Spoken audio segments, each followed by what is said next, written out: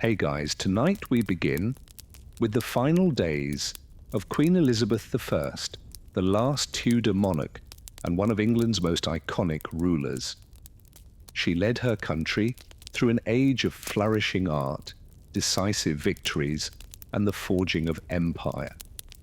But behind the crown and power was a woman whose death remains one of history's most enigmatic royal ending. So before you get comfortable, take a moment to like the video and subscribe, but only if you genuinely enjoy what I do here. And let me know in the comments where you're tuning in from and what time it is for you. It's always fascinating to see who's joining us from around the world. Now dim the lights, maybe turn on a fan for that soft background hum, and let's ease into tonight's journey together.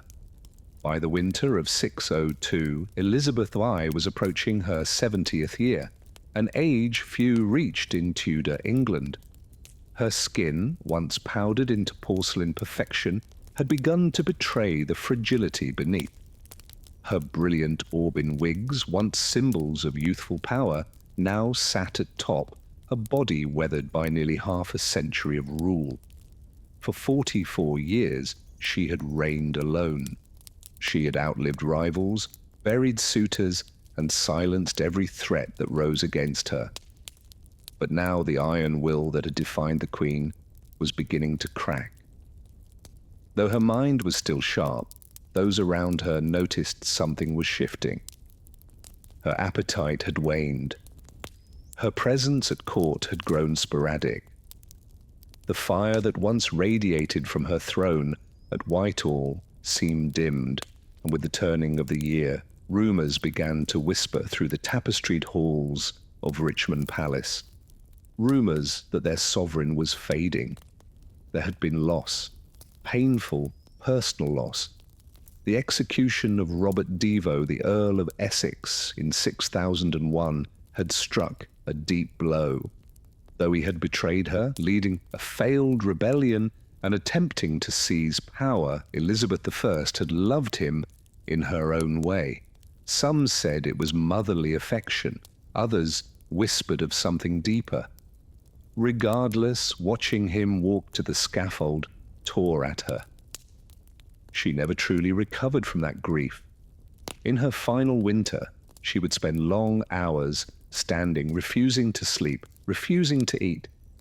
Servants noted that she rarely sat, and even less did she speak. When she did, her voice was thin, trailing like smoke. Sometimes she would gaze into the empty fireplace for hours, unmoving, as if staring into something far beyond it, something only she could see. The court began to prepare. Physicians offered tinctures, tonics, and prayers, but the Queen dismissed them all. Ministers gently urged her to rest, to speak, to name a successor. But the once commanding monarch only shook her head. Something weighed on her heart, heavier than politics, heavier perhaps than the crown itself. As March approached, one truth began to settle among those closest to her. The reign of Elizabeth I was quietly, painfully coming to an end. As the days passed, the gloom that filled Elizabeth I's private chamber at Richmond Palace deepened. The once vibrant court, famous for its music, pageantry, and lively discourse, had grown hushed. The Queen, who had dazzled Europe with her wit and resolve, was now wrapped in heavy silk, surrounded by shadows and silence. She no longer held council meetings, nor did she take her usual rides or walks in the gardens. Her ladies-in-waiting, the closest and most trusted women in her life, were dismissed one by one from her room until she remained mostly alone. Even the few she allowed to stay, such as Lady Scrope, spoke only in soft, uncertain tones, unsure if their presence comforted or agitated her. Her mind, they whispered, was slipping. It was during this time that her physicians began to observe something troubling.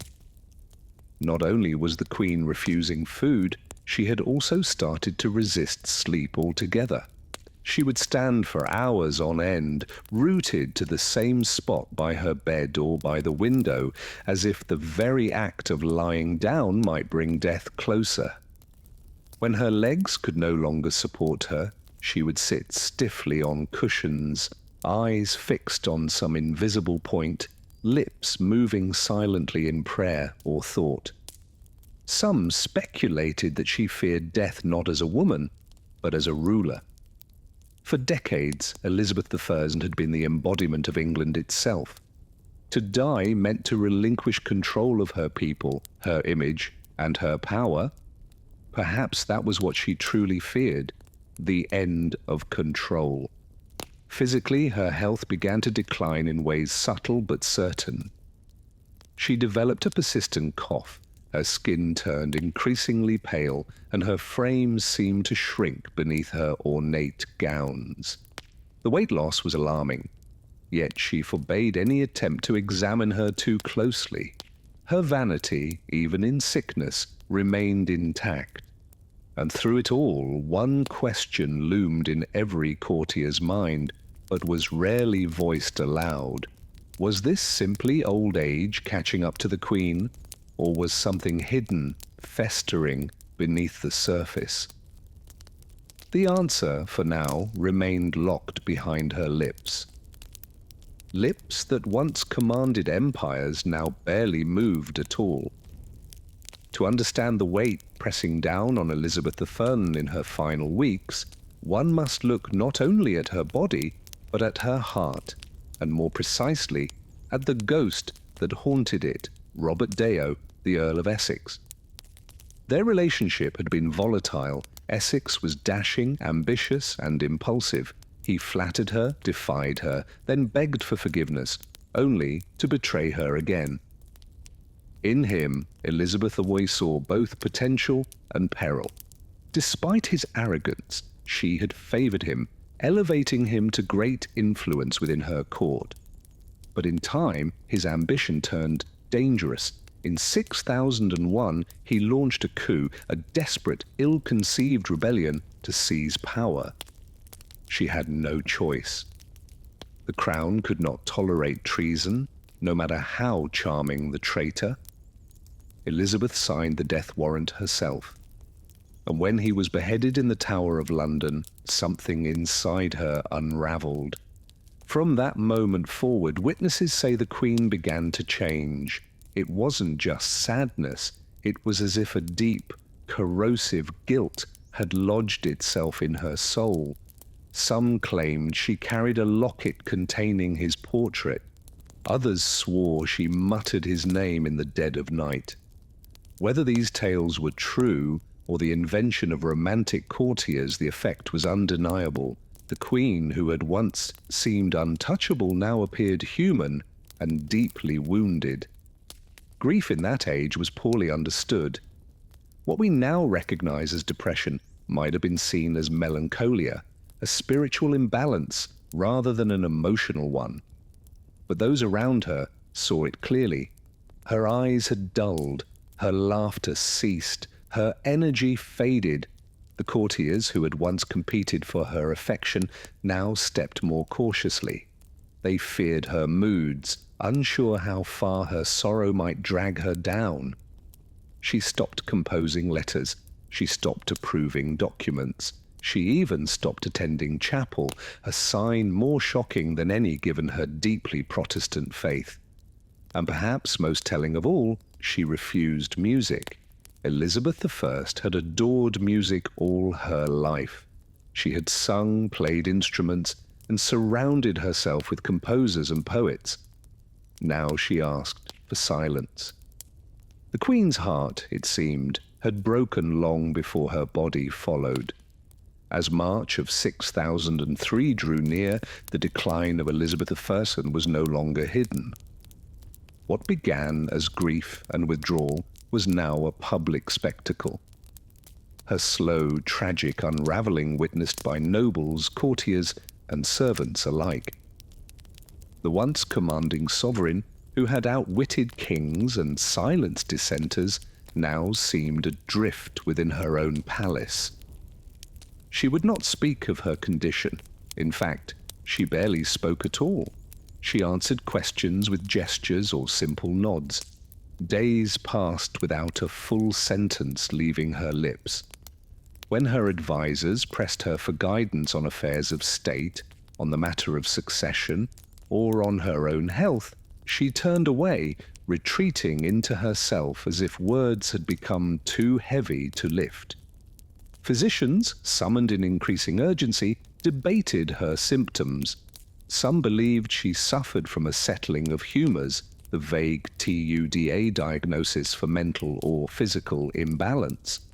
Others suggested a cold distemper of the brain, but no one could agree on a cure because no one could truly understand the cause. At this time, her physical posture became symbolic of her mental state. She refused to lie down for hours, even days. She remained upright, sometimes leaning against cushions, sometimes gripping the arms of her chair, but never fully reclining. It was as though she believed that surrendering to sleep would mean surrendering to death. Servants would later report how the Queen stood silently in the corner of her room, cloaked in heavy black, unmoving for hours at a time. At night, they took turns watching her, unsure whether she was praying, mourning, or simply lost. The palace around her seemed to fall into a hush. Courtiers spoke in whispers. Nobles paced outside her door, anxious for news. And all the while, the air grew thick with unspoken fear. Not just of losing their queen, but of what might come after. The realm had no clear heir. And though Elizabeth had long refused to name one, everyone suspected that James V of Scotland would be chosen. But without her voice, without her seal, would her will be honoured? England was no stranger to power struggles, and a queen's silence could turn into a nation's chaos. The silence was no longer just hers, it was England's holding its breath. Among the many whispered theories about Elizabeth I's death, one stands out, not because of its drama, but because of its slow, invisible nature. It wasn't a sword or poison goblet that may have killed her, but rather something far more insidious, her makeup. For decades, the Queen had adorned her face with a signature white mask of beauty, a thick layer of cosmetic powder known as Venetian soothe. It was a fashion born from the aristocracy designed to signal nobility, purity, and wealth. The mixture, however, contained two key ingredients, vinegar and white lead. Yes, lead, a metal we now know to be toxic, even in small quantities. Applied daily, layer upon layer, this lead-based makeup was absorbed through the skin. Over time, it could damage the nervous system, weaken the muscles, cloud the mind, and ultimately shorten the lifespan. The symptoms of lead poisoning read like a shadowed list of Elizabeth's final months: fatigue, depression, tremors, loss of appetite, cognitive decline, and skin deterioration. Her contemporaries noted that her teeth had blackened and fallen out. Her hair, once bright and flame red, had thinned and disappeared. Her skin beneath the paint was marked by sores and blemishes, signs that were hidden from the public behind pearl-studded wigs and powdered masks. And yet, the Queen remained committed to the illusion. She insisted on presenting the image of eternal youth, even as her body rebelled. That makeup was not just vanity, it was armor, and like any armor, it came with weight. In this case, a poisonous one. Some modern historians believe that long-term lead exposure may have contributed significantly to her physical and mental decline, the irritability, the confusion, the refusal to sleep or eat. Even the depression that followed the death of Robert Devo might have been magnified by chemical imbalance. But in her day, no one understood these dangers. Venetian soothe was celebrated. It was even imported and used across Europe. The very thing that made Elizabeth I iconic may have also been one of the slowest, most cruel contributors to her downfall. In the end, the white mask that defined her public image may have also quietly hastened the fading of the woman beneath it. By the second week of March 6003, the condition of Elizabeth had become undeniable.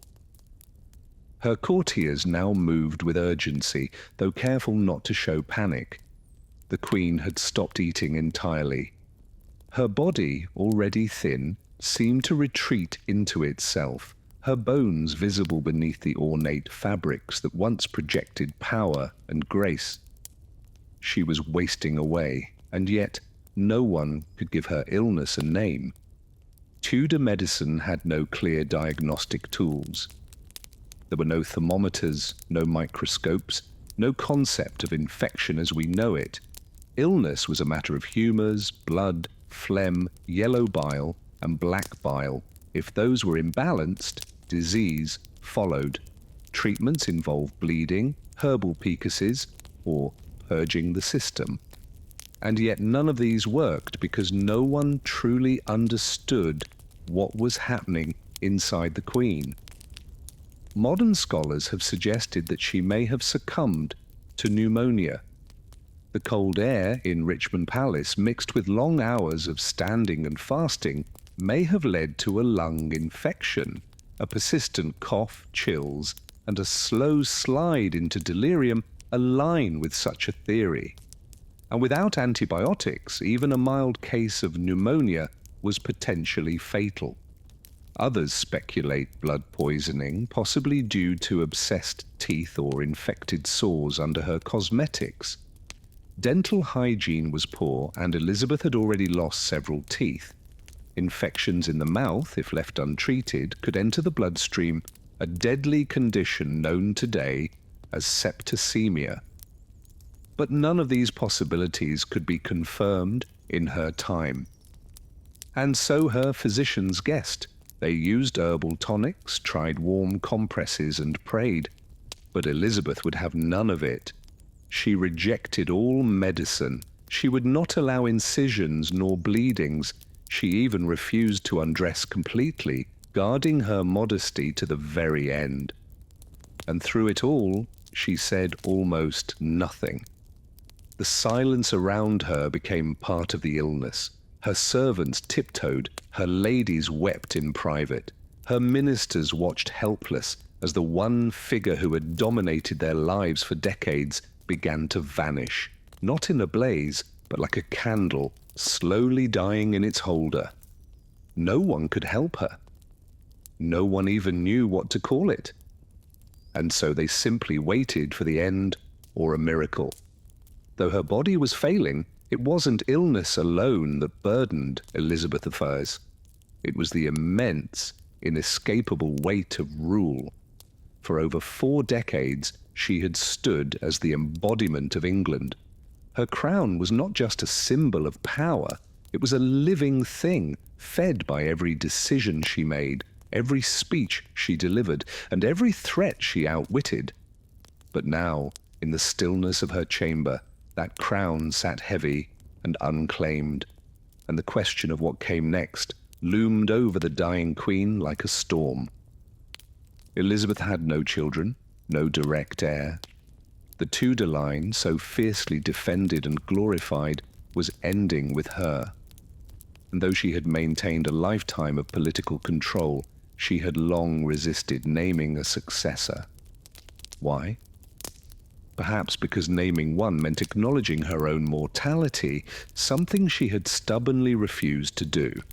The most obvious candidate was James V of Scotland, son of Mary, Queen of Scots, whom Elizabeth had executed decades prior. He was male, Protestant, and had a legitimate claim through his great-grandmother Margaret Tudor. But his rise to the English throne would not be simple. Factions existed. old grudges remained. Catholic claimants still lurked in the shadows. As the Queen's strength faded, pressure mounted on her to make a formal declaration. Ministers, especially Robert Seel, the Secretary of State, pressed gently but firmly. England could not be left rudderless. Civil war was not a memory so distant as to be forgotten. And in a world where monarchs ruled by divine right, the death of a queen without clear succession was a recipe for chaos. But Elizabeth remained silent. Some say she gestured when asked if James should be king. Perhaps a subtle nod, perhaps nothing at all. Others claim she whispered, "I will have no rascal to succeed me," only to later accept the inevitable. But there is no record, no firm confirmation. The monarch, who had delivered some of history's most memorable speeches, would not speak her final decision. It is possible that in her mind acknowledging a successor was equal to surrendering, to admitting that her story, her dynasty, and her era were truly coming to a close. And perhaps that was more painful than death itself. As March drew on and the hours grew colder, those attending Elizabeth I faced a peculiar and increasingly disturbing reality. The Queen refused to sleep, not occasionally but entirely. Days and nights blended into one endless vigil as she remained seated or standing in her chamber, eyes distant, spirit detached. To many it seemed that the Queen was terrified not of death, but of what lay between her and death rest. There were moments when her attendants begged her to lie down, but she resisted with such force that they stopped asking. Her refusal wasn't rooted in stubbornness alone. It carried the weight of superstition and sorrow. In Tudor times, sleep was often viewed as a temporary death, a time when the soul drifted dangerously close to the beyond. And Elizabeth I, despite her formidable logic and intellect, may have believed that if she closed her eyes, she would never open them again. And so she sat, sometimes hunched in her chair, other times leaning against the wall. She defied the limitations of her failing body. The swelling in her legs worsened. Her breathing grew shallow, but still she would not lie in bed. Her servants tried to coax her with music. She turned it away. They brought warm drinks. She waved them off. She did not wish to be comforted nor convinced. It was as if she was standing watch over her own death, refusing to give it an invitation. Eventually, her strength began to betray her. She collapsed several times. On one occasion, she was found crumpled beside her chair, unwilling to cry out for help. After that, her ladies in waiting took turns, staying close, hovering like ghosts of the court she had once commanded. Even they no longer spoke to her, unless spoken to first. The atmosphere in the room was one of reverence, sorrow, and dread. When at last she agreed to lie in bed, it was not from peace but from exhaustion. Her body had given out. She was placed beneath the covers gently, like a fragile relic being lowered into silk. It was the first time she had rested in days, and for many it felt like the beginning of the end. The moment Elizabeth I allowed herself to be laid in bed, her chamber transformed. The silence grew heavier, more sacred. Those closest to her gathered, advisers, ladies, physicians, each one aware that this was not just the death of a woman, but the closing of an age. The Tudor dynasty, which had ruled England for over a century, was ending with her final breath. The room was dim. Tapestries muffled footsteps. Candles flickered. Outside, the palace held its breath. No proclamations were issued, no bells tolled. Only whispers passed through the corridors of Richmond Palace. Those who had served her for decades now found themselves standing still, waiting for a word, a sign, a farewell that would never come. Despite the gravity of the moment, Elizabeth Thorsey said nothing. She had once been a queen of eloquence. Her words could rouse armies, silence parliaments, and charm foreign courts. But now, as she drifted between consciousness and sleep, not a single parting phrase escaped her lips, not to her ladies, not to her council, not even to the realm she had so long protected. Instead, she communicated through faint movements, slight nods, flickers of the eyes, the barest tremble of her hands. Some thought they saw her reach toward the crown resting nearby. Others claimed she gestured toward a portrait of James V, the presumed successor. But there were no declarations, no final speech to echo through history. What did she see lying there in silence, perhaps visions from her reign? The young girl imprisoned by her sister Mary, the triumphant queen greeting the troops at Tilbury, the glittering court of poets and explorers, the fires of religious wars, the execution of Mary, Queen of Scots, the death of the Earl of Essex, a life of power shadowed by solitude. Outside her chamber, preparations had already begun. Courtiers quietly packed their belongings. Ambassadors wrote coded letters to their kings. Messengers waited with horses ready. They all knew what came next. And yet, until the last moment, England remained a kingdom without a sovereign. For until her last breath, Elizabeth I was still queen. No one could take her place, not yet, not until she was gone. As the final hours of Elizabeth I's life unfolded, those who remained in her chamber stood like statues, silent, sorrowful, and uncertain. The Queen no longer responded to touch or sound. Her breathing had grown shallow, irregular. Her skin, pale from age and illness, now took on an ashen hue. The fire in her had gone from a steady flame to a flickering ember. Lady Scrow, one of her most faithful attendants, refused to leave her side. She held the Queen's hand and dabbed her brow with linen soaked in rosewater. Others stood in the background whispering prayers, some aloud, others in their hearts. There was no ritual for this. There had never been a monarch like her before. Outside, Richmond Palace was wrapped in a quiet anxiety. No proclamation had yet been made, and still no one dared call her death until the final breath passed.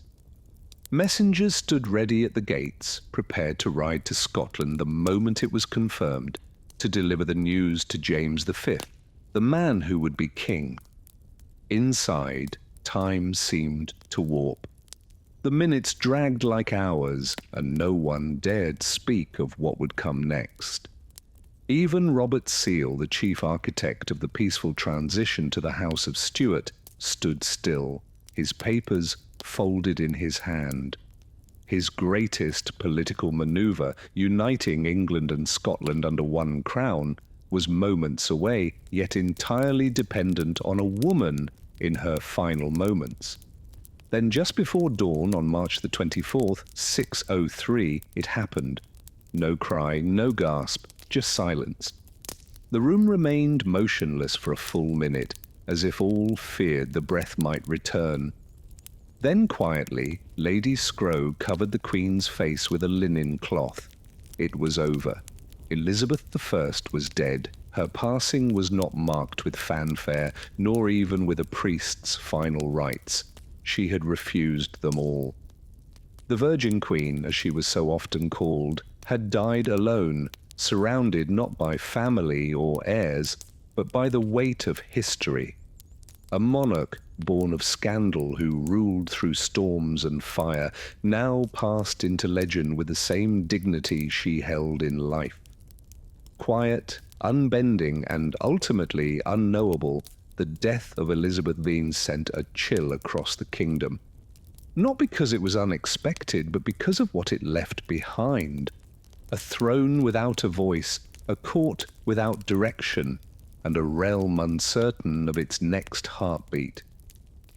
She had been the only monarch many in England had ever known. Her presence was woven into the fabric of everyday life, her image stamped onto coin and conscience alike. Now that image was still. Immediately after her death, her body was left undisturbed. According to tradition, her ladies kept vigil beside her, whispering psalms through trembling lips. A single candle burned at her bedside. The cloth over her face did not conceal her identity. It preserved it as though the nation needed one final moment to believe she was truly gone. But while grief settled inside the walls of Richmond elsewhere, wheels were already turning. Robert Seale, perhaps the only man who truly understood the scale of this moment, stepped into motion. His secret correspondences with James V of Scotland had prepared for this day. The couriers were sent, riding with breathless urgency through muddy spring roads, carrying news that would transform two kingdoms. Meanwhile, back in London, the people waited. No bells rang, no mourning was declared. The court kept the death quiet for several hours, fearing unrest or opportunistic power plays. But word eventually seeped out, first through servants, then to merchants and clergy. The Queen was gone, and with her, so too went the Tudor.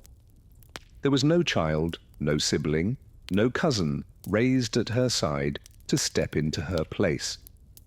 Elizabeth had left behind no personal heir, only the political hope that her choice, unspoken but widely assumed, would be honoured. The Privy Council met in hushed tones. The moment was fragile. A kingdom needed direction and fast. The fear of factionalism, of Catholic uprisings, of foreign meddling, all these haunted their thoughts. The bloodshed of past successions loomed like a shadow. Yet the Queen's long silence had not stopped her government from preparing. Within hours of her death, the council declared that James V of Scotland would become James I of England.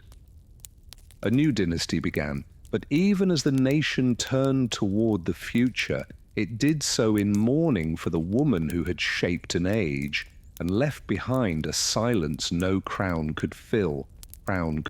After the council announced the succession of James VI, now James I of England, the focus shifted to the care of the Queen's body. Elizabeth I, who had guarded her image with almost obsessive control throughout her reign, could no longer maintain the illusion. The mask she had worn, both literal and symbolic, was beginning to fall away. In life, she had been meticulous about appearances. She rarely allowed herself to be seen without her full regalia, the white lead makeup, the elaborate gowns, the fiery wigs. Even in her final days, she kept her chamber darkened and denied most visitors. Vanity, yes, but also power. To appear weak was to risk everything in a court filled with ambition and knives. Now in death, her body told a different story. As her ladies gently prepared her for burial, they began to see what had long been hidden beneath layers of silk and powder. Her skin bore the signs of age and illness, bruising, lesions, and the pale, unnatural hue from years of toxic cosmetics.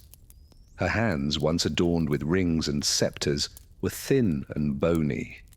Her hair, what little remained, had turned wispy and white. There was no denying it. Elizabeth and I had been dying long before she allowed anyone to see it. And yet in death, there was something profound about her humanity. She was no longer Gloriana, the Virgin Queen, or the untouchable monarch on coins and canvases. She was a woman who had carried a kingdom on her back for 4 decades and paid the price with her body. No embalming was done immediately. The tradition at the time was to delay the burial to allow time for national mourning and for proper ceremony. Her body lay in state, dressed one final time in royal robes, crown placed above her brow, orb and scepter at her side. For all the imperfections now visible, her people still came to pay respects not just to the queen she had been, but to the person she had become. A woman of contradictions, powerful and alone, brilliant and burdened, fierce and fragile. The mask had slipped away, but what remained was not less regal, only more real. On April the 28th, 603, more than a month after her death, the body of Elizabeth I was finally laid to rest. The delay had not been caused by negligence, but by reverence. England had lost its longest reigning monarch to date, and such a passing demanded a ceremony that would match the magnitude of her legacy. Her funeral procession began at Whitehall and moved slowly toward Westminster Abbey. The streets of London were lined with mourners, nobles, clergy, commoners. Thousands of faces turned toward the carriage that bore their queen one final time. Some wept, others stood in solemn silence. There were no cheers, no songs, only the tolling of bells and the shuffle of boots on stone. The coffin was draped in velvet and borne upon a massive hearse drawn by 4 horses. Above it sat an effigy of Elizabeth I, dressed in state robes with crown, orb, and scepter, eyes open, face serene, as if still watching over her people. The image was so lie-like that many believed it to be her real body, propped upright in death. Behind the hearse marched an honour guard, followed by the nobles of her court, members of parliament, and ambassadors from foreign nations. Each step echoed the weight of transition. A queen was being buried, but an entire era was being mourned. At Westminster Abbey, she was interred in the vault beside her half-sister, Mary Bai, a symbolic reunion between 2 queens once bitterly divided by religion and rivalry. On the tomb, the inscription reads, "Partners in throne and grave, here rest we 2 sisters, Elizabeth and Mary, in the hope of one resurrection." The irony was not lost on historians. In life, the sisters had been enemies. In death, they lay side by side. The funeral marked more than the end of a monarch. It marked the end of the Tudor dynasty. With Elizabeth gone, so too ended the lineage that had brought England out of the Wars of the Roses and into an age of exploration, cultural flourishing, and national pride. And as the Abbey's great doors closed behind her, an entire kingdom stood changed. The Elizabethan age was over. What came next would be shaped by a different hand and a different crown. More than 4 centuries have passed since Elizabeth I took her final breath, and yet the mystery surrounding her death remains. Unlike monarchs who died in battle or by clear illness, Elizabeth's decline was veiled in silence, secrecy, and contradictions. As a result, scholars, physicians, and curious minds have continued to speculate what exactly killed the Virgin Queen. The most common theory is simple: old age. At nearly 70 years old, Elizabeth had far outlived most of her contemporaries. After 4 decades of rule and countless personal losses, her body may have simply succumbed to time. Her refusal to eat, drink, or rest certainly contributed to her decline, and without modern medicine, even a minor ailment could turn fatal. Another compelling theory is pneumonia. The Queen reportedly caught a chill shortly before her final decline. Cold, damp conditions in Richmond Palace, combined with her weakened state, may have allowed an infection to take root. With no antibiotics and only rudimentary treatments, Pneumonia would have been devastating. Yet other theories point to lead poisoning. Her famous white makeup, Venetian soothe, was known to contain white lead, a toxic substance absorbed through the skin. Over decades, it could have damaged her organs, caused psychological changes, and slowly poisoned her from within. Symptoms such as fatigue, irritability, and cognitive decline all match modern understandings of chronic lead exposure. Then there is the possibility of blood poisoning, perhaps from an infected tooth or sore. Dental health was notoriously poor, and Elizabeth had suffered tooth loss and decay. A small infection could easily have entered her bloodstream, resulting in septicemia, a silent killer in an era without understanding of bacteria or sterilization. Finally, some historians explore the emotional and psychological toll, grief and depression. The loss of Robert Devo and other beloved confidants seemed to break something within her. Her refusal to lie down, her long silences, her deep melancholy, all could be signs of profound psychological suffering, which untreated may have hastened her end. In truth, it may have been all of these factors: age, illness, poison, grief, woven together in a tapestry of decline. A queen who carried an empire may have finally been crushed beneath its weight. And yet in her silence, she left no confession, only a legend. Elizabeth I's death was not merely the clothes of a life. It was the clothes of an identity that England had worn for more than 40 years. She had reigned alone, without husband or child, carving her image into the very soul of a nation. Her passing was quiet, private, and full of unanswered questions. But the echo of her reign thundered into the centuries that followed. The country she left behind was vastly different from the one she inherited. When she first ascended the throne in 1558, England was fractured by religious war, threatened by foreign powers, and teetering on the edge of instability.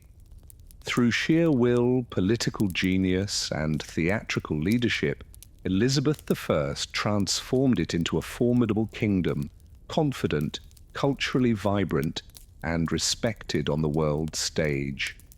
Her death, however, revealed the fragility beneath that surface. She had held everything together through force of personality and presence.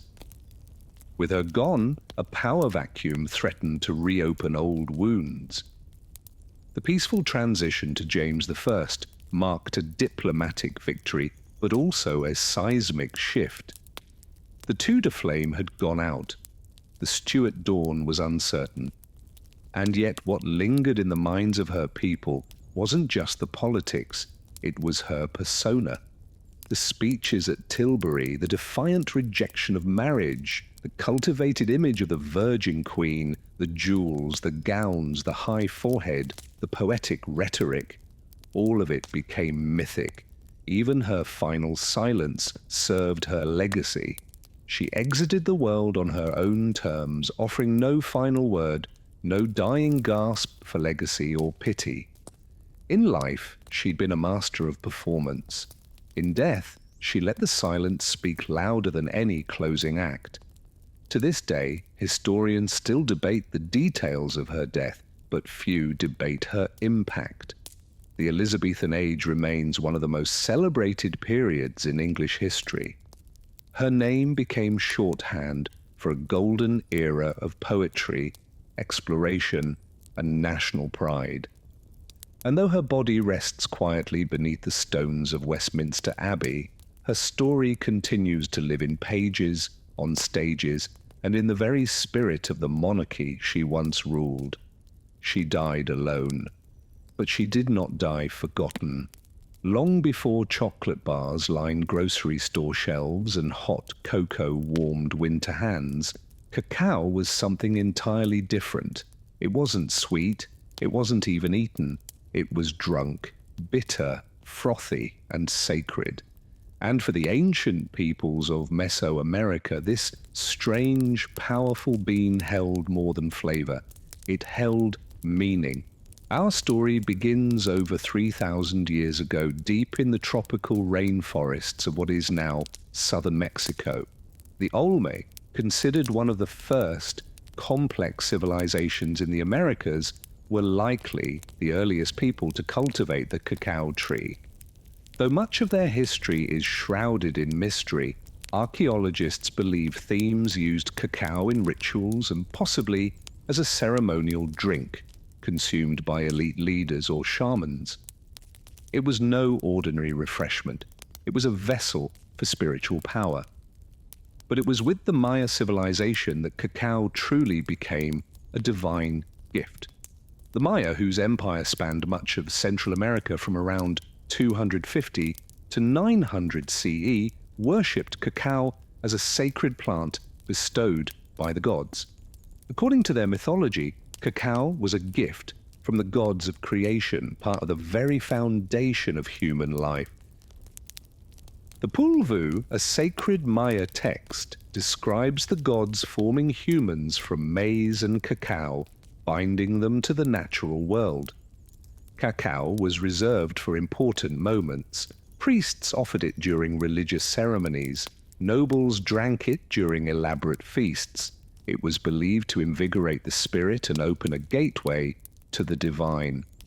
Served cold and mixed with chili, spices, or cornmeal, the cacao drink was rich, intense, and energizing.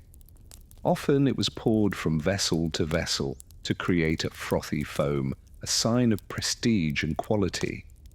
But cacao's value went even deeper than ritual. Maya markets used cacao beans as currency. A few beans could buy a tamalai, 100 could buy a turkey. People stored them like money, traded them, and even made counterfeit versions from clay. To the Mer, chocolate wasn't a treat. It was life, power, wealth, and worship all in one. It was the drink of the gods flowing through the veins of kings and priests. And its bitter, intoxicating taste marked the beginning of one of the most remarkable culinary journeys in human history. Among the Maya, cacao was more than a beverage. It was a living symbol of divine order, woven into the very fabric of daily life and cosmic belief. This small, bitter bean from the jungle was thought to be a sacred substance capable of connecting mortals to the gods, the earth, and the afterlife. In every major Maya city, from Tikal to Copan, cacao was present at the most important moments of life. When rulers were crowned, cacao was poured. When marriages were sealed, it was drunk by both bride and groom. And when the dead were laid to rest, vessels of cacao accompanied them into the tomb, offerings meant to nourish their souls in the next world. Cacao was commonly consumed during religious ceremonies, often by the priestly and elite classes. These drinks were not sweet, nor were they taken casually. They were blended with chili peppers, maize, vanilla, and sometimes even blood. A powerful combination intended to invigorate the spirit and induce visions. It was believed that drinking cacao could bring one closer to the divine, opening the mind to prophecy or sacred insight. The Maya also believed cacao trees were sacred. Their curved branches and brightly colored pods symbolized life, fertility, and abundance. In art, cacao often appeared alongside gods and ancestral spirits. On painted ceramics and carved stele, you can see scenes of kings offering cacao to deities or gods themselves emerging from the pods as if born of divine fruit. But cacao's role extended beyond religion. It was a staple of the social and economic world. Hosting a guest, you served cacao, negotiating peace, you drank cacao together. For the Maya, to share cacao was to recognize shared humanity, an unspoken contract of trust, respect, and elevated purpose. Even in the homes of the wealthy, cacao drinking was ceremonial. Special vessels were used, beautifully painted cups often marked with glyphs identifying the owner and the specific purpose of the drink. These weren't just dishes, they were heirlooms crafted with care and reverence. The reverence for cacao shaped the Maya identity. It was not just consumed, it was celebrated, revered, and trusted as a bridge between realms. In a world ruled by ritual and cosmic cycles, cacao was the drink that kept the universe in balance. Centuries after the myrrh, another mighty civilization would rise and elevate cacao even further. The Aztecs. By the time Hernán Cortés and the Spanish conquistadors arrived in the early 1500s, cacao was not just a spiritual symbol or luxury item in the Aztec Empire. It was an institution used as money, medicine, and a royal indulgence. The Aztecs didn't grow cacao in the cool, dry climate of their capital, Tenochtitlan. Instead, they acquired it through trade or tribute. Conquered provinces in warmer southern regions were required to send cacao beans as payment to the imperial center. Tons of beans flowed into the empire's coffers, stored in granaries like modern banks. Each bean had value. A small rabbit could cost 10 beans. A turkey hen might cost 100. Servants were paid in cacao. Debts were settled with it. To counterfeit a cacao bean, to hollow one out and fill it with dirt, was a serious crime. In Aztec society, cacao was as valuable as gold, but its worth went beyond economics. Cacao, known as xocolotl, was revered as a warrior's drink. It was consumed by nobles, priests, and military leaders, never by commoners. Prepared with water, chili, and sometimes maize, it was believed to energize the body and sharpen the mind before battle. Emperor Moctezuma II is said to have consumed as many as 50 cups a day, believing it to be an aphrodisiac and a source of strength. Cacao was also a key element in religious ceremonies. Offerings were made to deities like Quetzalcoatl, the feathered serpent god who, according to legend, gave cacao to humanity after stealing it from paradise. It was believed that cacao had divine origins, and drinking it properly was a sacred act. In Aztec culture, cacao represented wealth, war, worship, and royalty. It was a seed of power earned, stolen, traded, and honored. But all of this would soon collide with European conquest.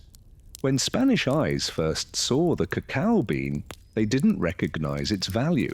But that would change. The bitter drink of warriors and kings was about to cross the ocean, where it would be forever transformed, sweetened, commodified, and woven into a global obsession. When Hernán Cortés and his band of conquistadors first arrived in the Aztec capital of Tenochtitlan in 1519, they encountered a world both foreign and magnificent.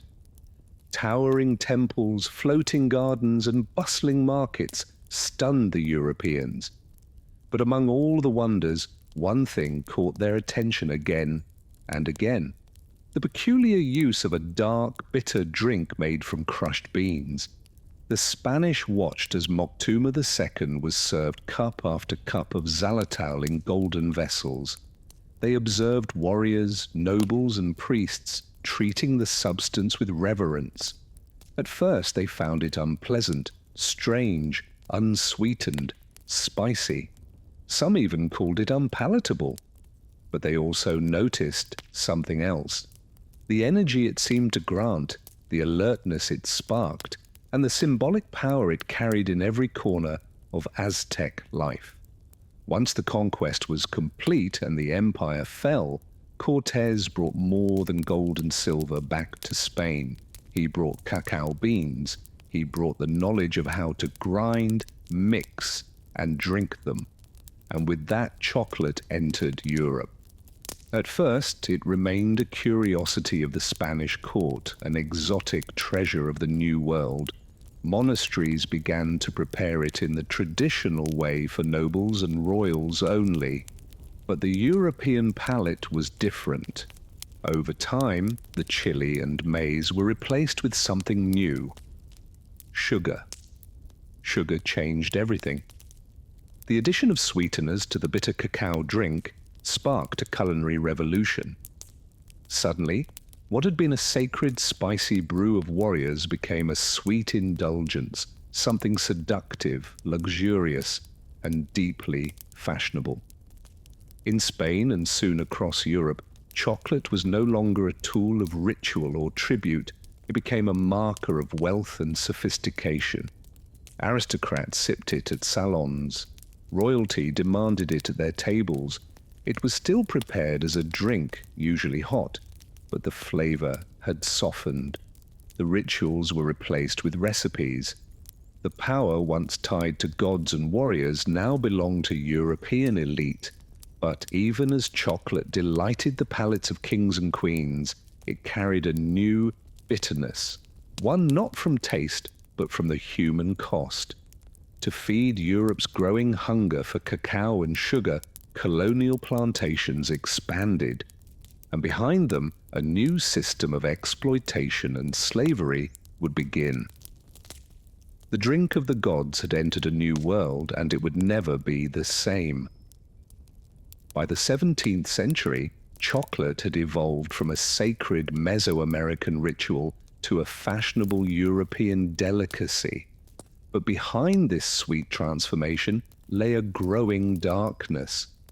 The union of cacao and sugar, a pairing that delighted European palates, also became one of the driving forces behind one of history's most brutal systems, the transatlantic slave trade. As European demand for chocolate grew, so did the need for raw cacao. The lush equatorial regions of South America, Central America, and the Caribbean offered the perfect climate to grow the cacao tree. But harvesting it was labor-intensive. Cacao pods had to be picked by hand, split open, and the beans fermented, dried, and roasted. The same was true for sugarcane, another demanding crop. To maximize profit, colonial powers turned to slavery. The Portuguese, Spanish, French, Dutch, and British all participated in building plantation economies fueled by enslaved labor. Millions of Africans were captured, shipped across the Atlantic, and forced to work under brutal conditions on plantations in Brazil, the Caribbean, and later West Africa. Many would spend their lives cultivating cacao and sugar, never tasting the sweet confections their labor created. The human cost was staggering. In the pursuit of chocolate and sugar, families were torn apart, cultures were erased, and entire generations suffered. Yet in the drawing rooms of London, Paris, and Madrid, aristocrats sipped hot chocolate unaware or uninterested in the lives behind the beans. The commodification of cacao marked a turning point. It was no longer a sacred offering. It was a global product, something to be traded, taxed, and turned into profit. And as the industrial age approached, the demand would only grow.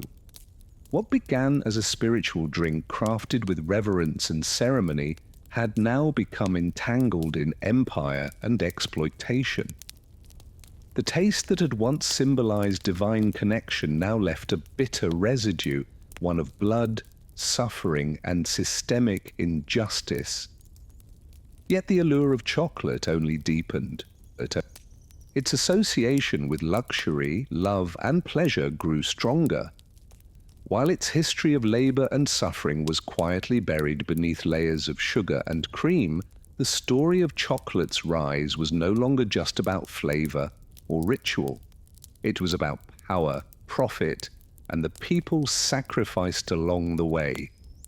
For centuries, chocolate remained a liquid luxury, served in royal courts and elegant salons.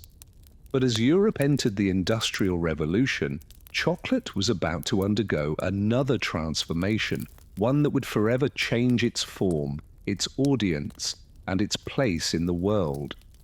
The early 1800s saw a wave of invention. Mechanization and mass production were reshaping everything from textiles to food.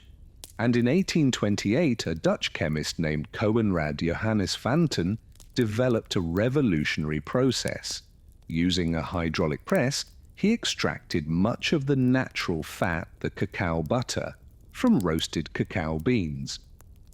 What remained was a dry cake, which could be ground into a fine powder. This powder dissolved more easily in water and could be blended with sugar more smoothly, making chocolate cheaper, lighter, and easier to produce. This invention gave birth to what we now call Dutch cocoa, and it paved the way for solid chocolate. In 1847, the British company Fry and Sons took things a step further. By combining cacao powder, cacao butter, and sugar, they created the world's first modern chocolate bar, a smooth, moldable, and portable version of what had always been a drink. For the first time, chocolate could be held in the hand, not just sipped from a cup. Then came the Swiss. In the 1870s, Daniel Peter introduced milk chocolate by adding condensed milk to the mixture, creating a creamier, sweeter version of the classic bar. His friend and rival, Rolf Lindt, invented the coning machine, which slowly churned chocolate for hours, refining its texture and giving it the silky smoothness we now associate with high-quality chocolate. These innovations turned chocolate from a luxury into a mass-market product. With lower prices and improved texture, chocolate was no longer reserved for royalty. It entered shops, factories, and lunchboxes across Europe and, soon after, the United States. Companies like Cadbury, Nestlé, and Hershey industrialized chocolate on a scale never seen before. Packaging became colorful and playful. Advertising emphasized joy, indulgence, and childhood wonder. But in making chocolate sweet, accessible, and solid, something of its origin was forgotten. The divine drink of gods had become a snack. Delicious, yes, but stripped of its ancient power and ritual. Still, a new chapter had begun, one where chocolate would become beloved worldwide. By the dawn of the 20th century, chocolate had taken root across the globe, not just as a delicacy, but as an industry. What began as a sacred brew among ancient civilizations had become a worldwide phenomenon, driven by factories, marketing, and the unstoppable forces of global capitalism. In the United States, chocolate took a uniquely American turn with Milton Hershey. In the late 1800s, Hershey applied mass production methods to chocolate, much like Henry Ford would later do with automobiles. His factory in Pennsylvania produced affordable milk chocolate for the average American, not just the elite. By 1900, the Hershey bar was born, and with it, a new American love affair with chocolate. But chocolate was no longer just a product. It was becoming a symbol. Soldiers carried it into war. Children traded it on playgrounds. It appeared in cookbooks, holiday rituals, and romantic gestures. Valentine's Day, Halloween, Easter, each adopted chocolate as its unofficial mascot. Its sweetness now spoke to love, comfort, and nostalgia. Meanwhile, international companies expanded cacao cultivation to meet demand. West Africa, particularly Ghana and Kivu, became global hubs for cacao farming, surpassing Latin America. The same regions that had once endured colonial rule and slavery were now supplying over 70% of the world's cacao, often under exploitative conditions. Even in modern times, labor abuses, including child labor and poverty-level wages persist in many cacao-growing regions. Yet despite its tangled roots, chocolate's popularity only grew. In Japan, it became a refined art. Small, exquisite bonbons gifted with ritual precision. In Switzerland, it was a matter of national pride, with brands like Toblerone and Lindt defining premium quality. In Mexico, chocolate returned to its ancient roots, used in traditional dishes like mole, where bitter and savory flavors coexist. Global chocolate culture was, and still is, a paradox. Universal, yet personal. A product born of indigenous ceremony, transformed by empire, refined by industry, and then embraced in 1,000 unique ways across continents. From the Andes to Antwerp, from Ghana to Geneva, chocolate had become part of the human story. And even though few stop to wonder where it came from, every bite carries the flavor of history, sweet, bitter, and everywhere in between. In the whirlwind of industrial growth and global expansion, chocolate's ancient origins were largely forgotten. What once carried divine meaning and ceremonial weight had become, for many, just another snack, delicious, convenient, and sold by the millions. But in recent decades, a new movement has begun to stir. A rediscovery of chocolate's roots and a return to the bean. The craft chocolate movement began in earnest in the early 2000s, inspired by trends in coffee, wine, and slow food. Artisans and chocolatiers across the world started asking, where does our chocolate come from? Who grows it? What does it taste like before it's buried beneath sugar and additives? The answers led them back to the cacao bean. Unlike industrial chocolate, which is often blended from beans sourced in bulk, craft chocolate focuses on single origin cacao, preserving the unique flavors of specific regions, soils, and fermentation styles. Beans from Madagascar might taste fruity and citrusy, while those from Ecuador could carry floral or nutty notes. Chocolate, it turned out, had terroir, just like wine. This reawakening wasn't just about flavor, it was also about ethics. With greater awareness came concern over how cacao is produced. Documentaries and investigations revealed ongoing labor abuses, including child labor and unfair wages on cacao farms. In response, many craft chocolate makers began working directly with farmers, paying premium prices for high-quality, ethically grown beans. Labels like Fair Trade, Direct Trade, and Rainforest Alliance emerged, each striving to create a more just and sustainable supply chain. Meanwhile, chefs and food historians began reviving ancient Mesoamerican uses of cacao. In parts of Mexico and Guatemala, traditional drinks made with cacao, chili, and maize regained popularity. Indigenous communities shared recipes passed down for generations, reminding the world that chocolate was not invented in a factory, but in a forest. Museums, books, and culinary tours followed. People began to see chocolate not just as candy, but as culture, rich in heritage, struggle, and story. The world had changed chocolate, but chocolate in its essence had never changed. It was still the fruit of a tree grown by hand, prepared with care and shared with meaning. And for those who cared to listen, chocolate once again began to speak, not just in sweetness, but in memory. Today, chocolate is everywhere. At celebrations, in vending machines, inside pastries, and gourmet kitchens alike. It's a symbol of love, luxury, and comfort. But beneath its creamy surface lies a history that's anything but simple. It's a story of gods and empires, of joy and exploitation, of ritual and reinvention. Chocolate, perhaps more than any other food, is a mirror held up to civilization itself. From the sacred ceremonies of the myrrh to the bitter brews of Aztec warriors, from the hands of enslaved laborers on colonial plantations to the gilded salons of European nobility. From wartime rations to Valentine's Day traditions, chocolate has journeyed alongside humanity, reshaping itself at every turn. Its legacy is layered.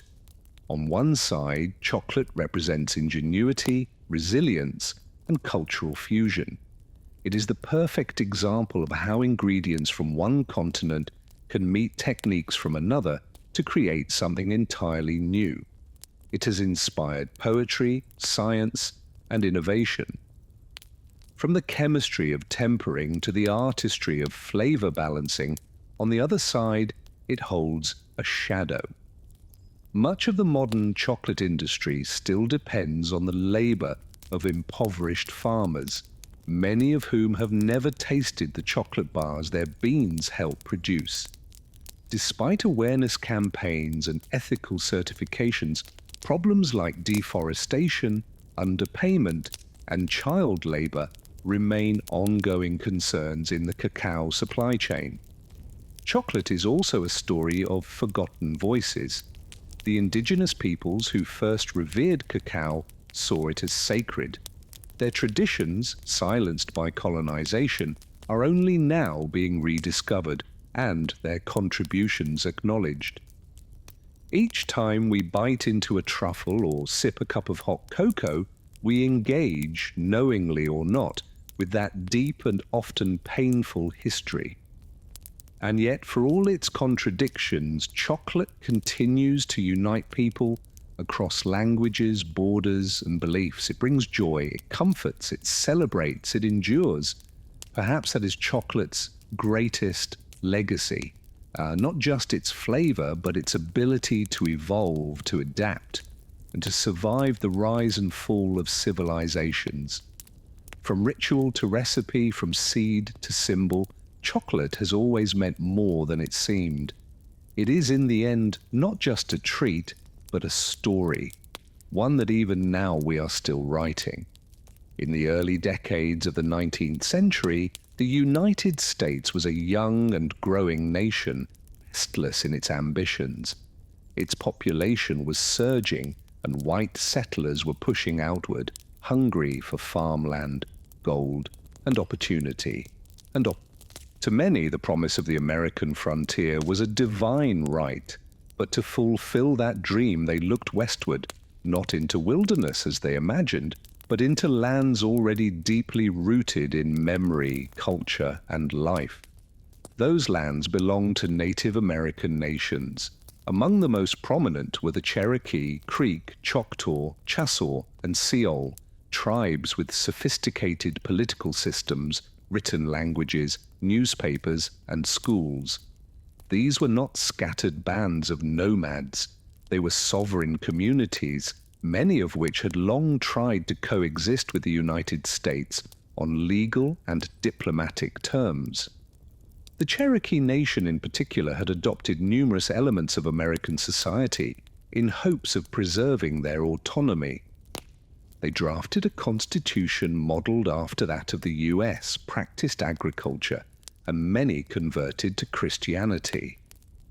They published a bilingual newspaper. They even sent delegates to Washington. But to white settlers and politicians, assimilation was never enough. What they wanted was the land. Georgia, Alabama, Mississippi, and other southern states began encroaching more aggressively into native territories. They passed laws invalidating tribal governance, nullifying native property rights, and pressuring the federal government to act. The discovery of gold in northern Georgia only heightened the urgency. The land, they argued, was too valuable to remain in native hands. President Andrew Jackson, a former general and staunch advocate for removal, stepped forward with a solution. Clear the east of native nations entirely, relocate them beyond the Mississippi River to a place where they would no longer obstruct the march of cotton plantations and white settlement. This was not merely policy, it was ideology. manifest destiny, though not yet named, pulsed through the veins of the American project. The belief that white Americans were destined to expand from coast to coast came at the expense of anyone in their way. And in the 1830s, that meant entire nations of people.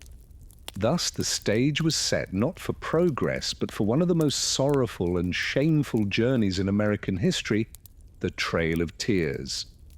On May 28, 1830, President Andrew Jackson signed into law the Indian Removal Act, legislation that would forever alter the lives of tens of thousands of Native Americans. Though cloaked in the language of fairness and voluntary exchange, the act marked the beginning of a calculated and relentless campaign to remove native tribes from their ancestral homelands in the southeastern United States. The act authorized the president to negotiate treaties with native nations, exchanging their lands east of the Mississippi River for territory in what was then called Indian Territory, an expanse of land that would later become Oklahoma. Supporters of the law argued that it would protect native peoples from extinction by placing them far from white encroachment. But in truth, it was a land grab dressed in the rhetoric of protection. Andrew Jackson, a military hero celebrated for his brutal campaigns against the Creek and Seoul, saw removal as a logical continuation of American expansion. He claimed native peoples could not live in harmony with white settlers. Removal, he argued, was not only beneficial, it was inevitable. They have neither the intelligence, the industry, the moral habits, nor the desire of improvement, he once said of native nations. They must perish, or they must abandon their habitations and wander far into the wilderness. Congress was divided, but the bill passed narrowly. In the Senate, it cleared by just 3 votes. In the House of Representatives, it passed by a margin of 5. These slim victories were enough to set into motion one of the most tragic episodes in American history. Some tribes agreed to relocate, fearing war or further loss. Others held out, believing the promises of treaties that offered money, supplies, and safe passage. But these promises would prove hollow for many. In practice, the removal process was chaotic, cruel, and often violently enforced. What the law claimed would be a peaceful transfer quickly became a nightmare of broken agreements, corruption, and forced marches. Entire communities were uprooted, homes burned, crops destroyed. Soldiers arrived at the doorsteps of families, ordering them to pack what they could carry. Behind them came settlers ready to claim the cleared land. The Indian Removal Act didn't just redraw maps, it severed ancestral ties, destroyed lives, and exposed a bitter truth. American expansion was built not only on hope, but on heartbreak. While many tribes faced mounting pressure to sign removal treaties, the Cherokee Nation chose a different path. One grounded not in weapons, but in words and law. Determined to defend their sovereignty, the Cherokee took their fight to the courts of the United States, using the very legal system that had been used against them.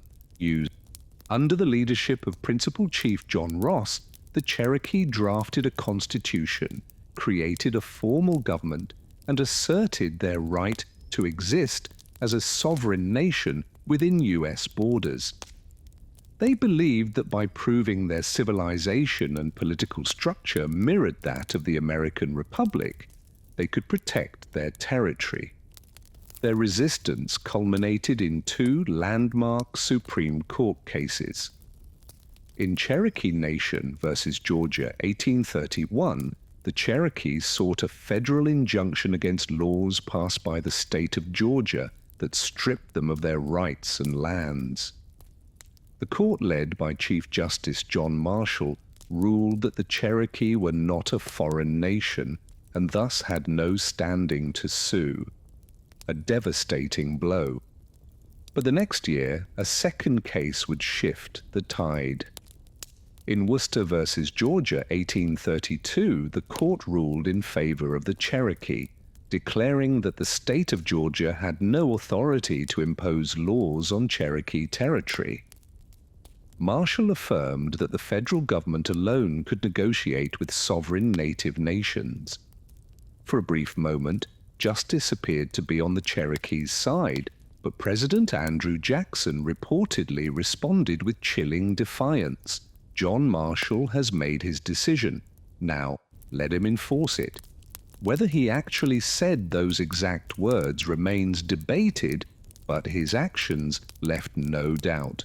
Jackson refused to uphold the court's ruling, and Georgia continued to ignore it. The Constitution had spoken, but political will refused to listen. The Cherokee, clinging to hope, still resisted signing removal treaties, but division crept in. A small faction within the Cherokee, led by Major Ridge, John Ridge, and Elias Boudreaux, believed removal was inevitable and signed the Treaty of New Echota in 1835 without the authorization of the Cherokee government. That treaty, passed by a narrow vote in the U.S. Senate, sealed the fate of the Cherokee Nation. Despite the protests of the majority, it was declared binding, and so the Cherokee fight for justice ended not with a gavel, but with the sound of soldiers preparing to march.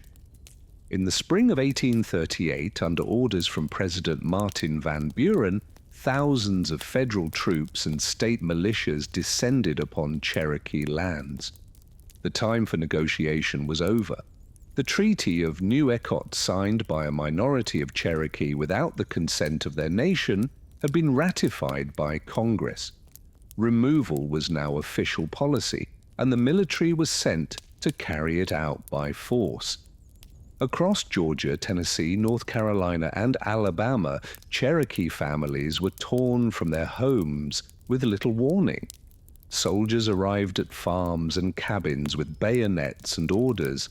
Families were given only moments to gather belongings, sometimes nothing more than the clothes on their backs. Their homes were looted and burned. Crops were left to rot in the fields. Churches, schools, and burial grounds, all abandoned. More than 16,000 Cherokee were rounded up and placed in military stockades. These makeshift camps were overcrowded and unsanitary, with little food, dirty water, and no shelter from the elements. Disease spread rapidly. Measles, dysentery, and whooping cough took a heavy toll even before the march began. Some groups were moved immediately under armed guard. Others, held in the sweltering summer heat, were forced to wait until autumn, when travel conditions were considered more favorable. But cold rains, early snow, and inadequate supplies would make the journey even more deadly. The Cherokee called the route Nuna Dalsny, the trail where they cried. Roughly 100 to 200 miles stretched between their homes and the so-called Indian Territory. The march was slow, harsh, and humiliating. They walked through mud and snow, across frozen rivers, over mountains and prairies. The elderly collapsed. Children died in their mothers' arms. Entire families vanished along the trail, buried in shallow, unmarked graves by the roadside. Some tried to maintain dignity, singing prayers, carrying sacred objects, recording names of the lost. But the weight of grief was unbearable. Hunger gnawed at their strength. Winter pierced their thin clothing. Guards showed little mercy. By the time the last group arrived in what is now Oklahoma in early 1839, it's estimated that over 4,000 Cherokee had died, nearly a quarter of their entire population. This was not simply a relocation. It was a death march, a forced erasure of identity, home, and hope. When the last group of Cherokee reached Indian Territory in March of 1839, the journey was over, but the suffering was not. The losses endured along the Trail of Tears extended far beyond the 4,000 lives claimed by disease, exposure, and starvation. What died on that trail was more than people. It was a way of life, a spiritual connection to land, and the cultural continuity of an entire nation. The trauma echoed through generations. Survivors arrived weakened, broken, and grieving. They had lost elders who carried traditional knowledge, children who had represented future hope, leaders who had defended their people with all the strength they had. There were no ceremonies for the dead, no time for mourning. The land they had been forced to settle was unfamiliar and often hostile. The promises made by the US government of protection supplies and fertile land were inconsistently honored or ignored altogether. The physical wounds were matched by the emotional ones. The Cherokee had been a proud nation with schools, printing presses, and a constitution. They had trusted the legal system, believing that law would protect them, but their trust had been betrayed, their justice denied, their rights erased. Among the survivors, divisions deepened. The treaty party, those who had signed the Treaty of New York, were viewed by many as traitors. In June of 1839, just months after the relocation, Major Ridge, John Ridge, and Elias Boudinot were assassinated by fellow Cherokee in a wave of retribution. The unity of the nation, already battered by removal, now fractured further under the weight of internal conflict. And yet, even amidst devastation, the Cherokee endured. They rebuilt schools. They re-established their government. They began printing newspapers again. They held on to their language, their stories, their faith. The resilience that had once carried them through legal courts and diplomatic struggles now became the foundation of survival. Still, the scars of removal ran deep, and they remain today. The Trail of Tears is not just a chapter in a history book. It's a living memory carried in families, in oral traditions, and in the soul of a people who were forced to leave everything behind. And in that memory, there is sorrow, but also strength. While the Cherokee Trail of Tears is the most widely remembered, it was not the only forced removal. The Indian Removal Act of 1830 targeted multiple native nations, each with their own languages, traditions, and lands, and each endured their own version of exile, suffering, and loss. The Chow were the first to be removed. Beginning in 1831, thousands of Chow were forced from their homelands in Mississippi and Alabama. Most traveled on foot without wagons or adequate supplies. As they marched through freezing rains and swollen rivers, hundreds died. A Chalk chief later called it a trail of tears and death, a phrase that would echo in history. The Creek Nation, once powerful in the southeast, was next. After years of broken treaties and violent clashes with settlers and militias, they too were rounded up and driven westward. In 1836, over 15,000 Creek were removed, many in chains. Thousands perished along the way, while others were sold into slavery or scattered from their kin. The Chickasaw negotiated payment for their lands before removal, but their journey was no less brutal. Delays in receiving compensation left them without resources, and hundreds died from disease and starvation during the move west. The Seoul of Florida resisted most fiercely. From 1835 to 1842, they waged guerrilla war against U.S. forces in the swamps and forests. Leaders like Osceola became symbols of resistance. But even the Seoul could not withstand the weight of U.S. military power forever. Thousands were captured or killed. Others were forcibly marched to Indian territory while a small group fled deep into the Everglades, where their descendants remain today. In all, over 100,000 Native Americans from multiple nations were displaced during the removal era. The government called it policy, the settlers called it progress. But for Native peoples it was catastrophe. Each nation's trail was different, but all shared the same themes: betrayal, suffering, and loss. Sacred homelands were stripped away. Cultural centers were shattered. The bonds of community, family, and memory were stretched to the brink. And yet, these nations carried their songs, their languages, and their spirit with them into a new land that did not welcome them, but where they would find ways to survive. When the Cherokee, Choctaw, Creek, Chassaw, and Seal finally arrived in Indian Territory, what is now the state of Oklahoma, they found a land that was nothing like the one they'd been forced to leave. The federal government had promised fertile soil, safety from further encroachment, and permanent ownership of their new homes. But those promises, like so many before, would prove fragile. The land was unfamiliar, the climate harsher. For many, it was difficult to grow crops or rebuild homes using traditional methods. Winters were bitter and unpredictable. Summer droughts scorched the earth.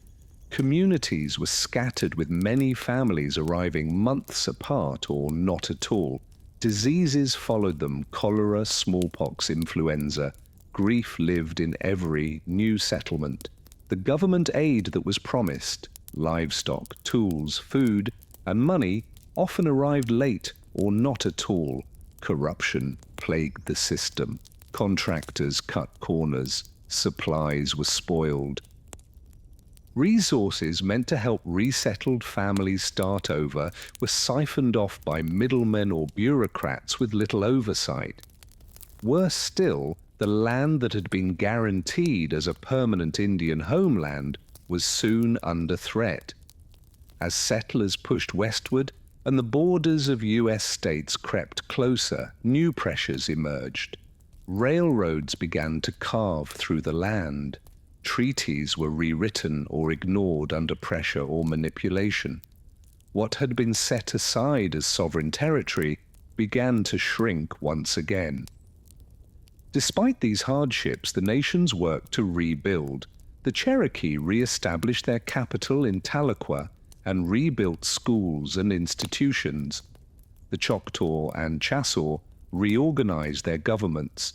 New constitutions were written, councils met, churches were built, farming resumed, communities began to heal, not by forgetting, but by enduring.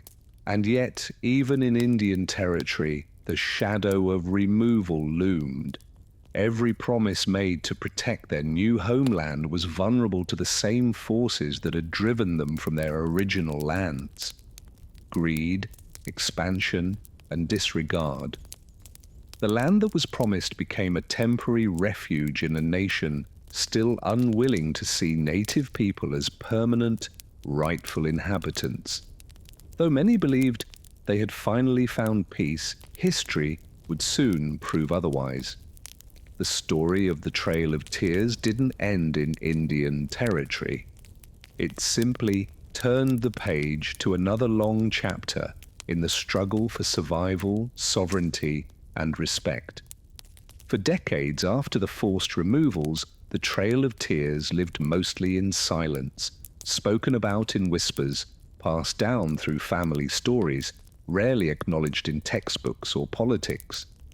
It was a wound left open, a shared pain carried quietly by native communities, too often ignored by the nation that had caused it. Yet the memory survived.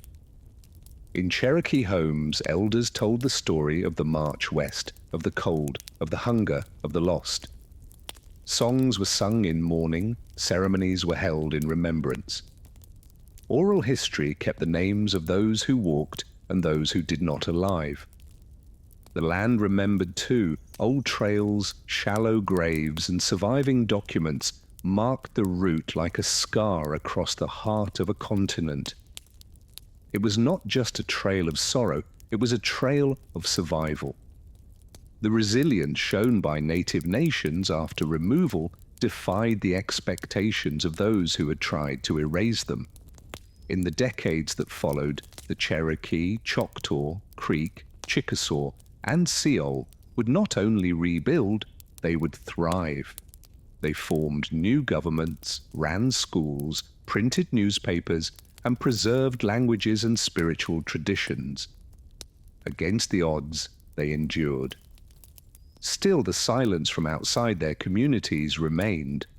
Not until the late 20th century did wider America begin to reckon, even faintly, with the tragedy of the Trail of Tears. Activists and tribal leaders worked to reinsert the story into national memory. Memorials were erected. Commemorative trails were marked.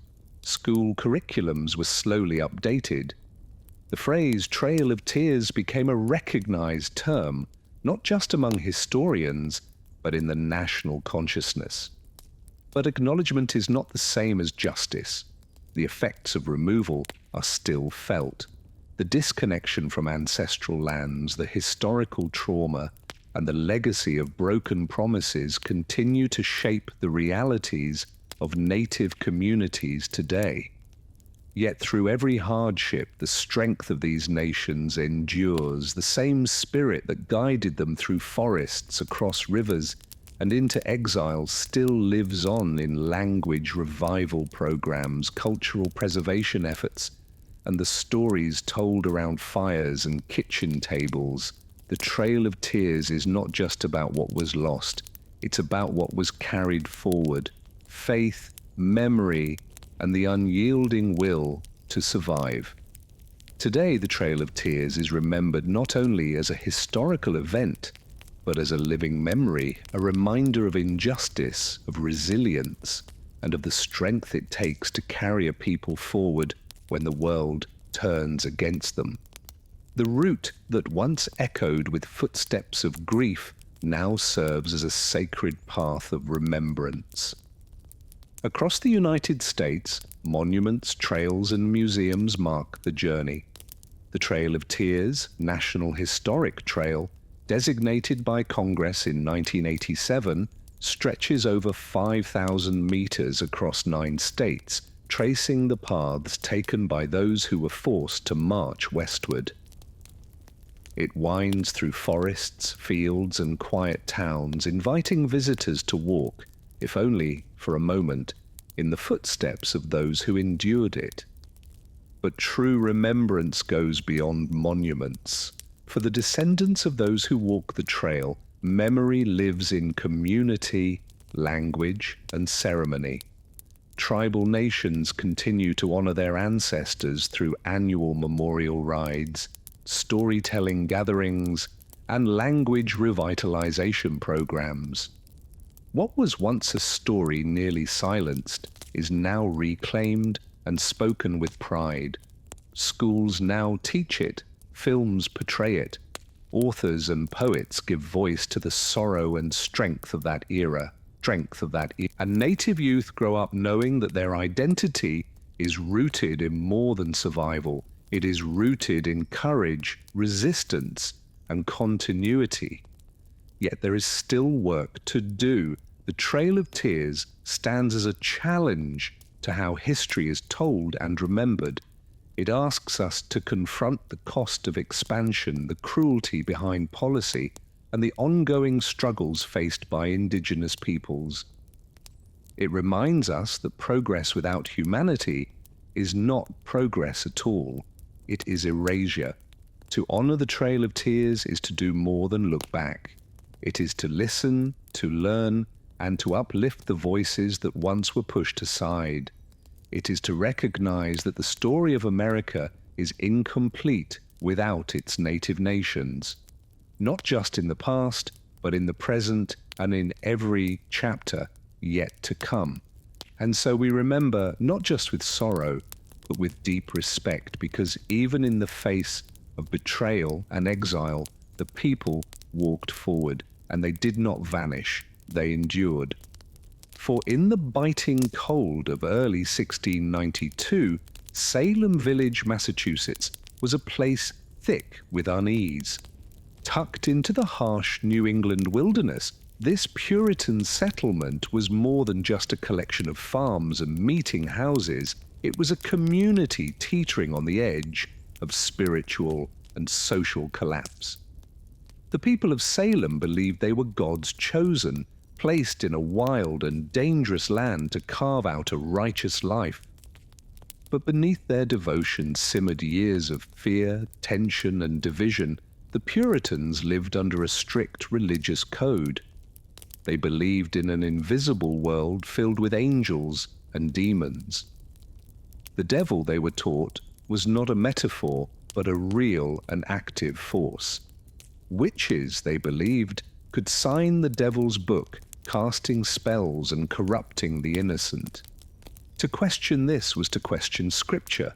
To doubt a minister was to challenge God. And Salem had no shortage of spiritual pressure. Reverend Samuel Parris, the village's minister, was a deeply polarizing figure. Harsh, suspicious, and often paranoid, he saw signs of sin everywhere. His sermons thundered with warnings of damnation and the devil's work. He divided the congregation with his fire and brimstone preaching, creating deep rifts among neighbors and families. Beyond the pulpit, Salem faced economic and political strain. A long-running feud between Salem Village and the wealthier Salem town caused constant tension. Land disputes were common, and the boundaries between property, belief, and personal grievance were often blurred. Old resentments lingered just beneath the surface. To make matters worse, the surrounding wilderness was a source of terror. The memory of brutal Native American attacks during King Philip's War was still fresh. Crops had failed the year before. Smallpox had swept through the region. In the Puritan mind, these disasters were not chance. They were punishment for hidden sins. It was in this atmosphere of religious anxiety, political rivalry, and survivalist dread that a group of young girls would begin to act strangely. Their sudden fits, wild accusations, and cries of witchcraft would not be dismissed as childish games. Not here, not in Salem. Because in Salem, the devil was real. And in 1692, the villagers believed he had come to visit. It began, as many tragedies do, with children. In January of 1692, two young girls in Salem Village, 9-year-old Betty Parris and her 11-year-old cousin Abigail Williams, began to behave in alarming ways. They screamed, thrashed, and contorted their bodies into unnatural positions. They barked like dogs, hurled objects, and spoke in gibberish. When reprimanded, they wailed in pain and claimed they were being pinched or pry-cricked by invisible forces. Their afflictions confounded the adults around them. Reverend Samuel Parris, Betty's father, initially saw the behavior as disturbing, but perhaps curable. A local doctor, William Griggs, examined the girls and gave a chilling diagnosis. They were under an evil hand. In a deeply religious and superstitious community like Salem, that meant only one thing: witchcraft. Soon other girls began to display the same symptoms. Anne Putnam Jr., Mercy Lewis, Mary Walcott, and Elizabeth Hubbard joined the afflicted circle. Their fits escalated, drawing the attention of the entire village. These girls were not from the fringes of society. They were daughters of prominent families, respected members of the Puritan order. That gave their words weight. When pressed to name the cause of their suffering, the girls did something that would change the fate of the entire colony. They pointed fingers. The first to be accused was Tituba, an enslaved woman of Caribbean origin in the Parris household. She was a convenient target, foreign, non-white, and associated with stories and rituals that seemed exotic and suspect to Puritan eyes. Alongside her, the girls named two other local women, Sarah Good, a poor and often homeless beggar, and Sarah Osborne, who had scandalized the community by refusing to attend church and marrying her servant. Three women, each vulnerable in different ways, were suddenly the focus of an entire town's suspicion. They were arrested and jailed. For the villagers, this was a spiritual emergency. If witches walked among them, they had to be identified and purged. What had begun as an unexplained illness in a single household now spiraled into full-blown panic. And as the accusations spread, no one, not neighbors, not friends, not even family, would be safe from suspicion.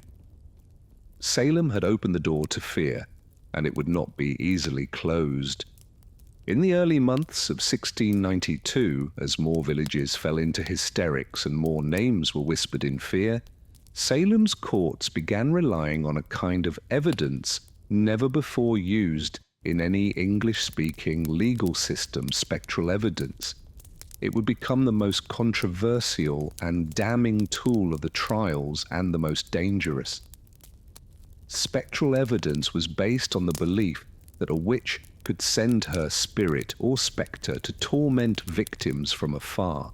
The afflicted girls would scream in court, claiming to see the accused person's ghost pinching, choking, or stabbing them, while the accused stood silently in front of them, often in disbelief. To the Puritan mind, this wasn't imagination or performance. It was considered valid proof of a pact with the devil. When the accused denied their guilt, they were accused of lying. And when they stayed silent, that too was seen as an admission of guilt. Those who confessed, however, were often spared execution, especially if they named other witches. This perverse incentive caused a wave of coerced confessions. Tituba, the enslaved woman accused first, confessed under pressure. She claimed that a tall man from Boston, clearly meant to suggest the devil, had visited her and promised her freedom if she served him. She described strange creatures, flying spirits, and even said she had seen a witch's book filled with signatures, implying that others in the village had also made deals with Satan. Her testimony was graphic, theatrical, and terrifying. Whether Tuba's confession was strategic, survival-driven, or partly imagined remains debated, but it had a powerful effect. It validated the girl's accusations and stoked public fear. If witches were real and if they moved unseen, then anyone could be guilty. Soon more confessions followed, some extracted under duress, others offered in hope of mercy. Those who refused to confess were often treated more harshly than those who admitted guilt. The line between truth and fantasy vanished in the candle-lit courtrooms. Hysteria drowned reason. Ministers urged caution, but too often their voices were ignored. Jails filled with the accused, farmers, midwives, churchgoers, even children. The foundations of justice in Salem were crumbling. A town once governed by scripture and order now answered to visions, screams, and shadows. And still, the accusations grew. By the spring of 1692, the accusations had overwhelmed Salem's jails. What began as a local disturbance had spread into a full-blown judicial crisis, with more than 100 people imprisoned and the colony struggling to process the chaos. In response, Massachusetts Governor William Phips established a special court, the Court of Oyer and Terminina, meaning to hear and determine, specifically to handle the witchcraft cases. The court convened in Salem town, and its judges included respected men like William Stoughton, Samuel Sue, and John Horn, but even their experience and stature couldn't shield the proceedings from hysteria. The rules of evidence bent to fear. spectral evidence was accepted, hearsay was common, and doubt, even skepticism, was considered dangerous. The first to be formally tried and executed was Bridget Bishop, a woman long suspected by neighbours of being unruly and outspoken. She wore bright clothing, ran a tavern, and had been accused of witchcraft years before, making her a perfect scapegoat. During her trial in June, the afflicted girls claimed to see her spectre pinching and mocking them in the courtroom. When she denied all charges, her resistance was taken as proof of guilt. Bridget was convicted swiftly and hanged on June 10th, 1692. She would not be the last. With her death, the machinery of accusation, trial, and execution accelerated. Week by week, more prisoners were brought before the judges. Some were pillars of their communities, church members, midwives, landowners. Others were beggars, widows, or former servants. What united them was not guilt, but suspicion, and in many cases the misfortune of being disliked, envied, or simply misunderstood. The accused stood before a court where they had little hope. Their fate often depended on the theatrics of their accusers or the political winds of the day. Those who confessed and accused others were usually spared. Those who maintained innocence were more likely to be hanged. Fear fueled everything. Families turned on each other. Neighbors testified to save themselves. Ministers cautioned restraint, but their voices were drowned out by cries for purification. And overhead, a gallows was built on Proctor's Ledge, just outside Salem. It waited in silence as the town below fed it names one trial at a time. By the height of the summer of 1692, Salem was no longer a town. It was a furnace burning with fear, accusation, and righteous fury. The witch trials had moved beyond Salem village and Salem town, spreading like wildfire across neighboring communities. Ipswich, Andover, Gloucester, and others were soon gripped by the same fever. Accusations multiplied, jails overflowed. No one was safe. The accused came from all walks of life. Some were outsiders, beggars, former slaves, women without families. Others were deeply rooted in the community.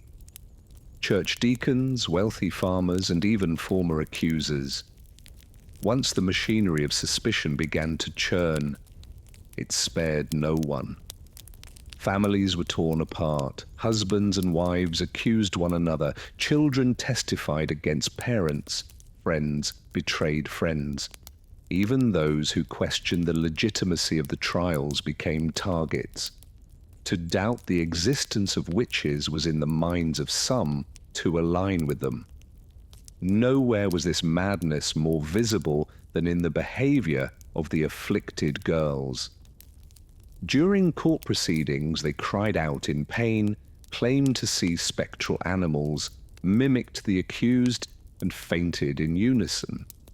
Their performance became central to the prosecution's case, regardless of how implausible or theatrical it seemed. The court took their suffering as proof, their screams as divine evidence. By the end of summer, more than 150 people had been arrested, and the executions continued. Sarah Good, a homeless woman, was hanged in July after refusing to confess.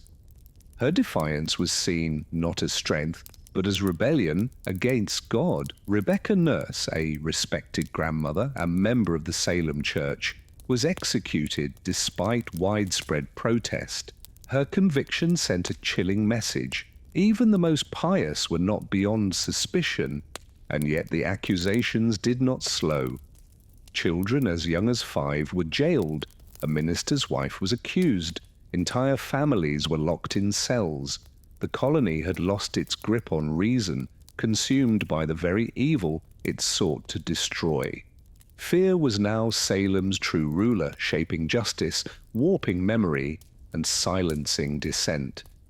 What began as a handful of strange afflictions had become something far more terrifying, a society devouring itself, one accusation at a time.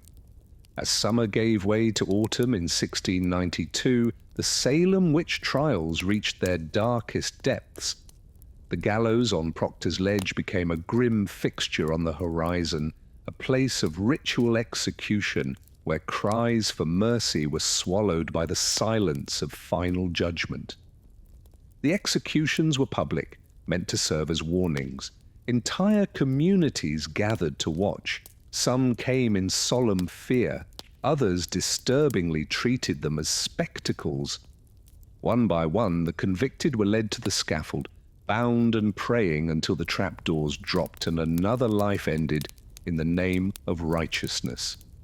In total, 19 people were hanged as witches, 14 women and 5 men. All maintained their innocence. Many died with prayers on their lips or psalms recited through trembling voices. None of them received proper burials. As convicted witches, their bodies were denied church cemeteries. Some were buried in shallow, unmarked graves. Others were reclaimed secretly by family under cover of night. But the most gruesome death was not on the gallows.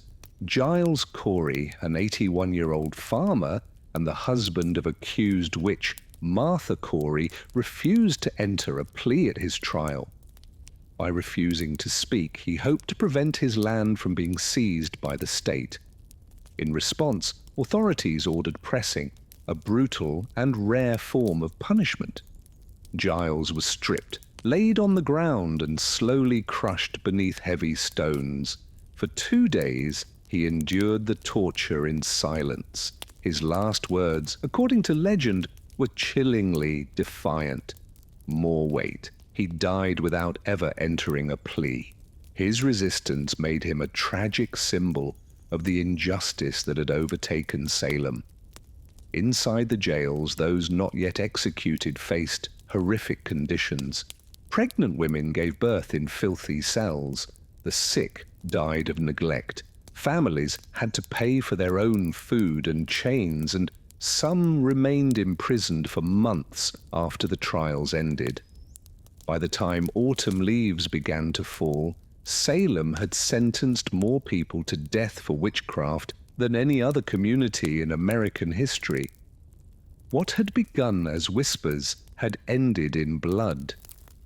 And though the executions would soon cease, the damage to Salem's soul had already been done. By the end of September 1692, the fever that had gripped Salem began to falter, The turning point came not from the courts or the clergy, but from a growing sense of unease, a recognition too long delayed that something had gone terribly wrong. Doubt crept in quietly. It started when respected citizens like Rebecca Nurse and John Proctor were hanged. If such devout, upright people could be witches who could be trusted. When Martha Corey, a strong-willed churchgoer, and even the wife of the colony's former governor, Lady Mary Phipps, were accused, the trials began to eat into the upper ranks of society. The hysteria no longer threatened just the marginalized. It threatened everyone. Reverend Inca Mather, a prominent Puritan minister and father of the influential Cotton Mather, delivered a powerful sermon against the use of spectral evidence, the very foundation of many convictions. In his words, it is better that 10 suspected witches should escape than one innocent person be condemned. It was a radical reversal in tone and a quiet indictment of the court's methods. Others began to speak out as well. Ministers who had once supported the trials now urged caution. Families of the accused pleaded publicly. Communities neighboring Salem watched with horror and began distancing themselves. Faced with rising criticism and political pressure, Governor William Phipps finally acted. In October 1692, he disbanded the court of Oyer and Terminina. In its place, a new court was created, one that no longer accepted spectral evidence. The change was immediate. Of the remaining prisoners awaiting trial, most were found not guilty. For those convicted, many received reprieves. The executions stopped. Still, the damage had been done. 19 hanged, 1 pressed to death, over 100 imprisoned, dozens more traumatized, families ruined, reputations shattered. The tide had turned, but slowly, though the courts had changed, it would take months, years, for the last prisoners to be released, and longer still for the community to fully reckon with its sins. But in that autumn, the panic receded. Silence returned to the gallows. The accuser's screams faded, and Salem, wounded and ashamed, was left to confront the cold reality that it had been not witches but fear itself that had ruled them. When the final prisoners were released in 1693, Salem was left with more than empty cells. It was left with guilt. The trials had ended, but the echoes of accusation, betrayal, and execution lingered in every home and church pew. A silence hung over the town, and beneath it a deep unease. In the years that followed, many of those involved in the trials began to express regret. One of the most striking apologies came from Judge Samuel Sewall. On a January day in 1697, during a day of public fasting and prayer, Sewall stood before the congregation at Boston's South Church. In front of the entire assembly, he accepted blame and shame for his role in the trials and asked God for forgiveness. It was a rare act of public contrition, and it set the tone for the years that followed. Others were not so quick to apologize. Some judges and accusers remained silent or stood by their decisions, believing they had acted in good faith. But the growing consensus, especially among clergy, was that the court had erred terribly. Even Cotton Mather, who had initially defended the use of spectral evidence, softened his tone in later writings. In 1706, Anne Putnam Jr., one of the original accusers, only a child during the trials, offered a formal confession before her church. She admitted that her accusations had led to the deaths of innocent people. She claimed she had been deluded by Satan and begged forgiveness from God and her neighbors. Her words were among the few to acknowledge the specific names of the victims. Families of the accused struggled for decades to clear their relatives' names. In 1711, the Massachusetts legislature passed a bill restoring the civil rights of many of those convicted and awarded monetary compensation to their heirs. But the pain remained. Not all names were cleared and not all families were compensated. Generations grew up in the shadow of the trials, and yet over time Salem tried to heal. The town became a symbol not of justice, but of what happens when fear overrides reason, when courts abandon fairness, and when hysteria is mistaken for truth. The reckoning had begun, but full justice, as history often shows, would remain elusive. More than 3 centuries have passed since the gallows stood in Salem, but the legacy of the witch trials endures, etched into American memory, not as a tale of sorcery, but as a grim warning about the power of fear, the fragility of justice, and the danger of unchecked belief. The very phrase Salem witch trials has come to symbolize mass hysteria, false accusations, and moral panic. It is invoked in courtrooms, classrooms, and political speeches as a cautionary tale, proof of how easily reason can be overwhelmed by suspicion and how quickly a community can turn on its own. Today, Salem embraces its history, but not without complexity. Museums, memorials, and guided tours draw visitors from around the world. The Salem Witch Trials Memorial, dedicated in 1992 on the 300th anniversary of the trials, features 20 granite benches, each inscribed with the name of one of the executed. They do not list their crimes because there were none, only names, dates, and final words, testaments to dignity in the face of injustice. Yet even now, Salem's story is more than just tourism or folklore. It is a reflection of human nature. The trials reveal how fear can become contagious, how power can be abused in the name of morality, and how justice can falter when guided by emotion rather than evidence. In literature, Arthur Miller's play The Crucible gave new life to the trials, using them as an allegory for McCarthyism and the Red Scare of the 1950s. Miller reminded a new generation that witch hunts do not always involve witches and that the past is never as distant as it seems. The descendants of the accused and the accusers still live in Massachusetts and across the United States. Some bear the burden of ancestral shame. Others carry the pride of resilience and survival. In 2001, more than 3 centuries after the hangings, the state of Massachusetts formally exonerated the last 5 victims, completing the legal clearing of all accused. The Salem witch trials were brief, just over a year in length, but their lessons have proven eternal.